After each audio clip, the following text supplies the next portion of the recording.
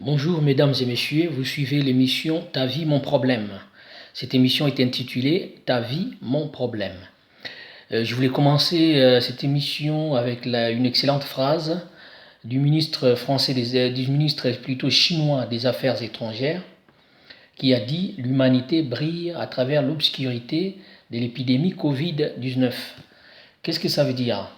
Ça veut dire que avant l'épidémie Covid-19, il y avait plein de guerres partout dans le monde. Il y avait les terrorismes, il y avait d'autres épidémies aussi, comme Ebola, qui n'avaient pas jusque-là trouvé de solution, qui a dévasté beaucoup de pays africains depuis très longtemps, depuis 1997. Et là, il n'y avait pas de solution. Donc l'épidémie continue et jusqu'aujourd'hui, et ça continue encore parce qu'on a entendu qu'il y a eu des cas d'Ebola à l'est du Congo.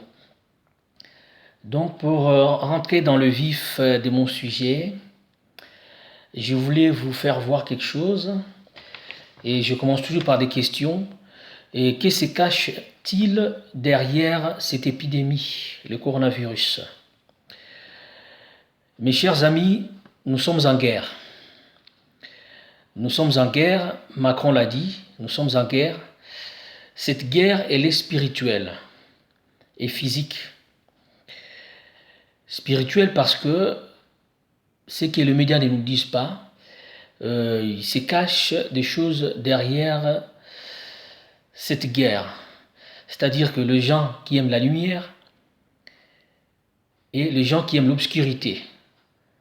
C'est une guerre entre les gens qui aiment la lumière et les gens qui aiment l'obscurité. Les gens qui aiment la lumière, c'est les gens qui aiment Dieu, qui prient, qui croient en Dieu. Et les gens qui aiment l'obscurité, ce sont des gens qui aiment faire verser le sang. C'est des gens qui servent Satan. Et c'est des gens qui veulent des intérêts. C'est des gens qui sont prêts à tuer, prêts à tout pour avoir l'argent. Pour commencer, je voulais vous poser simplement, sûrement vous poser beaucoup de questions. Pourquoi tant de morts dans le monde? Vous posez des questions, mais pourquoi Donald Trump retire son soutien financier à l'OMS? Il y a tant de questions comme ça qui n'ont pas de réponse, que vous trouverez ici en suivant cette émission. Voilà. Je vais justement vous lire un article qui a été publié le 18 février 2017.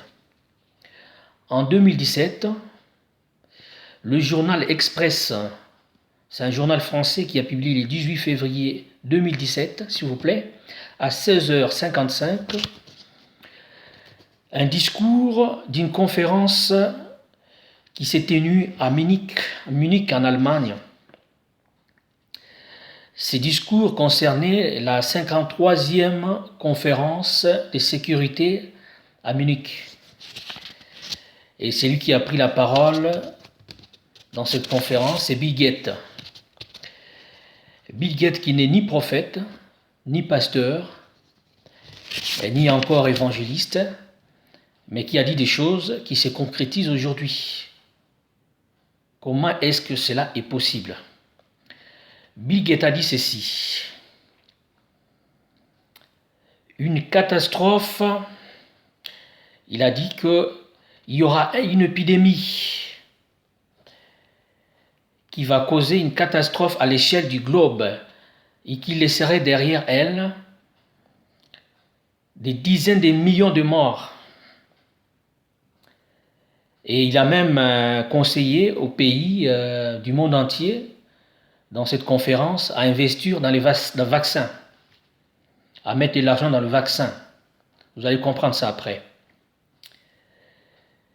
Il a dit que ce virus sera propagé dans le monde entier et ce virus a été créé à des fins terroristes. Là, c'est Bill Gates qui l'a dit. Il a dit la même chose, il a dit aussi que cette épidémie, il l'appelle bioterrorisme. Il l'a appelé comme ça. Et le même Bill Gates, il a lancé qu'il va... il a dit qu'il va y avoir un nouveau vaccin contre le sida en 2030. Donc il a été précis, il a donné même la date. La question que nous devons nous poser, comment une personne qui était informaticien, un businessman qui actionnait, qui mettait son argent dans l'informatique, aujourd'hui se retrouve derrière l'OMS. Eh bien, là, je vais vous donner une information que j'ai dans mon ordi ici, à savoir l'OMS, comment fonctionne l'OMS pour savoir qui se cache derrière cette épidémie. L'OMS fonctionne par des contributions. Donc, je vais vous donner juste le budget 2016-2017. Donc, en 2016 et 2017, les 20 premiers contributeurs qui ont cotisé à l'OMS sont là. Il y a tous les pays, je ne vais pas tout citer. Il y a la Norvège, l'Australie, il y a beaucoup de pays comme ça. Il y a les États-Unis. Curieusement, il y a aussi la fondation Bill et Melinda Gates. Bill Gates et sa femme Melinda Gates. Donc ici, le premier pays qui donne beaucoup plus d'argent, c'est les États-Unis d'Amérique. Et le deuxième, ce n'est pas un pays, c'est une famille. Donc c'est la fondation Bill Gates et Melinda, qui donnent aussi beaucoup d'argent.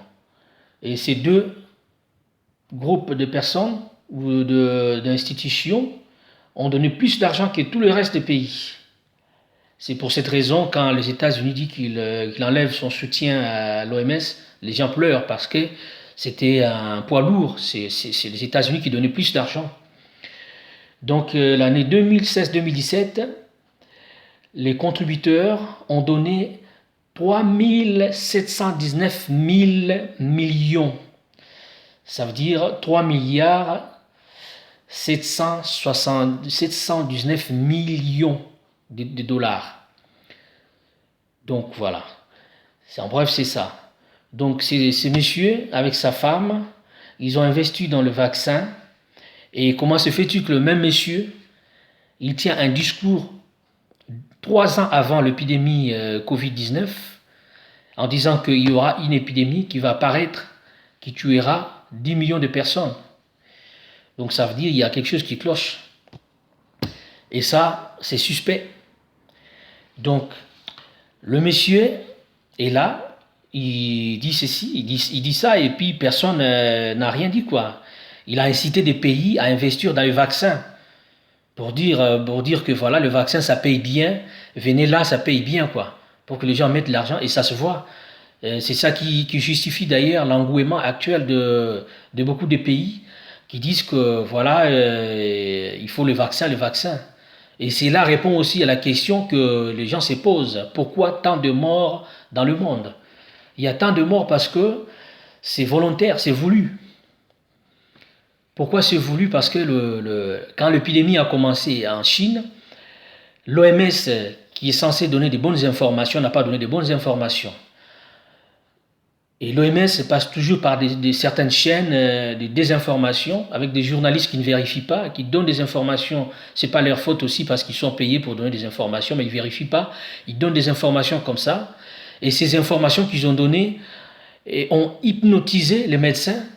Ces informations ont créé la panique dans la population et la panique dans toute la couche de personnel soignant. Donc les gens ne savaient plus que faire. Les médecins qui ont l'habitude, même ici en France, les médecins qui ont l'habitude de soigner des pathologies, de soigner des maladies, ils étaient désarmés. C'était ça le but en fait de leur campagne. Désarmer les médecins n'avaient plus de force, ils ne savaient plus que faire. Comment ils ont procédé? Ils ont dit, parce que j'ai été vérifié dans le site de l'OMS, site officiel de l'OMS, ils ont dit que pour cette maladie, c'est une maladie qui peut se guérir toute seule. C'est-à-dire que vous attrapez le coronavirus sans traitement, vous restez chez vous au repos, et si vous avez des maux de tête, vous prenez du Doliprane, et vous allez guérir de vous-même sans voir le médecin. Ça, c'est des informations que j'ai trouvées sur le site OMS, et c'est des informations que l'OMS a données à différents pays concernant cette épidémie. Donc, les informations ont circulé, qu'il faut seulement avoir son masque, le moyen de protection, et ensuite le confinement, ça suffit. Ce n'était pas suffisant. Ce n'était pas suffisant. Il n'y avait pas assez d'informations et selon les informations données par l'OMS, l'épidémie serait peut-être limitée au niveau de la Chine. L'épidémie n'arriverait pas ici en Europe ou aux États-Unis. Raison pour laquelle aussi que Donald Trump il a minimisé l'épidémie, il a appelé ça l'épidémie chinoise, donc la maladie chinoise. Il n'était pas sûr que cette épidémie allait atteindre les États-Unis d'Amérique. Et vu que ces pays-là, ils sont dans le même jeu que Bill Gates, donc ils adhèrent à la même vision que Bill Gates, c'est-à-dire qu'il faut qu'il y ait le vaccin. Donc le pays, pour qu'il y ait le vaccin, il faut qu'il y ait beaucoup plus de morts, il faut que les gens aient peur, il faut faire peur, il faut désarmer les médecins, il faut désinformer à la télé. Et comme ça, les gens, quand ils seront fatigués, ils diront, ben voilà, on nous propose le vaccin, on accepte quand même. Et ces vaccins, on ne sait pas qu'est-ce qu'il y a dedans. C'est ça le problème. Il y a beaucoup d'informations qui circulent, mais moi je donne des informations sûres. La preuve, je vous ai cité la source des informations sur Bill Gates. Ça a été publié, la date, j'ai tout donné. Voilà. Et il y a une autre question. Et pourquoi Donald Trump retire-t-il en fait son soutien financier à l'OMS? Donald Trump, il fait pas partie apparemment du groupe de gens qui veulent la vaccination. C'est-à-dire que Donald Trump, sur le plan spirituel, il est soutenu par les églises évangéliques. Et ceux-là, ils sont contre le vaccin. C'est là le pasteur, les évangélistes lui disent des choses, qui attention à ça. Donc là, et ça c'est sur le plan spirituel, donc il n'est pas du côté des occultistes qui veulent à tout prix donner le vaccin qui contiendrait, à mon avis, selon certaines sources, une puce à l'intérieur informatique qui contiendrait des informations sur l'individu et pour le suivre, avoir toute sa vie et tout ça. Voilà. Donc ça, c'est dangereux, ça. C'est dangereux. Nous sommes en guerre. Mes chers frères et sœurs, nous devons faire très attention avec cette épidémie. Faisons très attention à cette période. Restons dans la prière. Beaucoup prier pour les gens qui prient, qui croient, qui sont croyants, parce que cette maladie est une maladie spirituelle et physique. Protégez-vous, c'est bien, mais restez concentrés dans la prière parce que cette guerre, nous l'avons déjà vaincue en Afrique. Parce que selon leur plan, c'est en Afrique, je l'ai dit dans ma première émission, c'est en Afrique qu'il y aurait beaucoup plus de morts. Malheureusement, leur surprise, voilà, et en Afrique, ça fait près d'un mois déjà que l'épidémie est rentrée en Afrique. Il n'y a pas assez de catastrophes, parce que moi, avant, j'avais eu des entretiens avec des professionnels de santé ici en France qui me disaient, mais attention Laetice, chez vous, en Afrique, vous allez voir, vous allez marcher sur des morts et tout ça. Et donc, ils ont échoué. Ils ont échoué. Ils ont échoué. Ils ont échoué. Donc, ils ont échoué. Leur plan a échoué. C'est ça, pour ça, moi, je conseillerais aux pays africains et aux pays qu'ils qualifient de pauvres, parce qu'aujourd'hui, cette épidémie nous montre clairement, noir sur blanc, qu'il n'y a pas de pays puissants, il n'y a pas de pays riches, tous les pays sont pareils. Aujourd'hui, je vous dis, tous les pays sont pareils. Il n'y a pas de pays qui soit plus puissant que l'autre, il n'y a pas de pays riches, nous sommes tous pareils. Donc c'est le Covid-19 qui vient nous montrer, nous dévoiler tout ça. Et on ne le savait pas, c'est là qu'il donne même la réponse à la fameuse phrase du ministre chinois des Affaires étrangères qui avait dit que l'humanité brille à travers l'obscurité de l'épidémie. Et cette épidémie a révélé plein de choses qu'on ne savait pas avant. Plein de choses. Les langues se sont déliées, les gens qui ne parlaient pas commençaient à parler, ils ont dit des vérités. Et vraiment, on va voir où on va aller avec cette épidémie. Vous saurez bien où on va arriver avec cette épidémie. Donc, je vous dis que cette épidémie, mes chers frères et sœurs, nous devons faire très très attention à rester dans la prière et à respecter les consignes données par les professionnels de santé.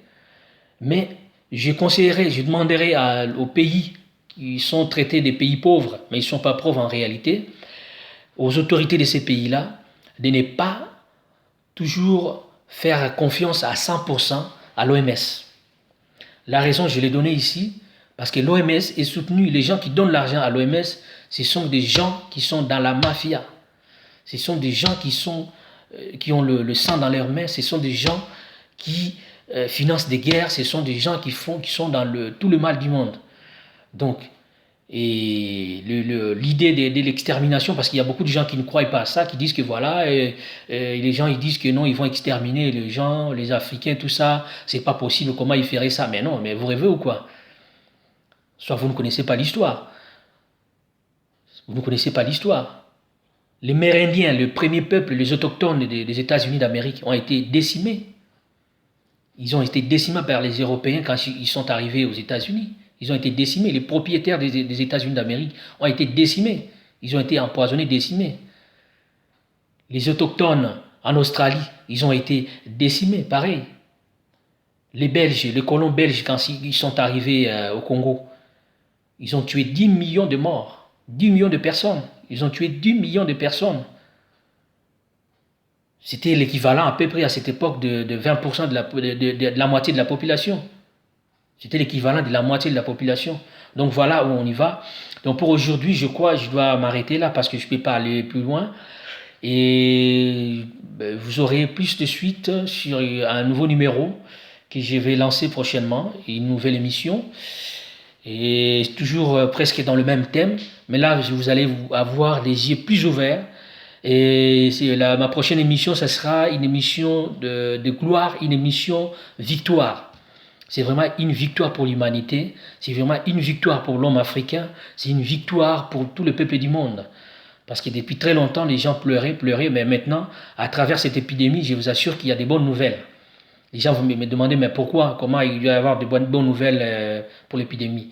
Je vous dis qu'après cette épidémie, il y aura de mauvaises nouvelles et des bonnes nouvelles. Mais il y aura beaucoup de bonnes nouvelles de notre côté.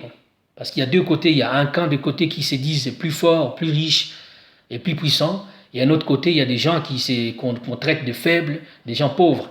Donc la victoire est du côté des pauvres. Je vous l'ai dit. Et je m'arrête là pour aujourd'hui. Je vous souhaite bonne chance, bonne guérison pour ceux qui sont malades. Et ne craignez pas, ne paniquez surtout pas. Parce que ces gens, ils jouent sur la panique, sur la peur. Ils font peur aux gens. Et ça déclenche certaines réactions dans l'organisme. J'en parlerai prochainement. Donc, qui fait affaiblir le corps et puis les gens, ils tombent malades. Donc, voilà. Donc, je vous invite à vous abonner massivement sur ma chaîne YouTube. Ma chaîne YouTube, c'est Congo 243 TV. Congo avec K. Vous allez voir, il y a un symbole rond rouge avec K au milieu. Donc je suis Letis Boubi, chercheur indépendant. Donc je fais mes recherches personnelles sur les événements, sur la science et puis vous le saurez plus tard. Voilà, je vous souhaite plein de bonnes choses. Que Dieu vous bénisse. Merci.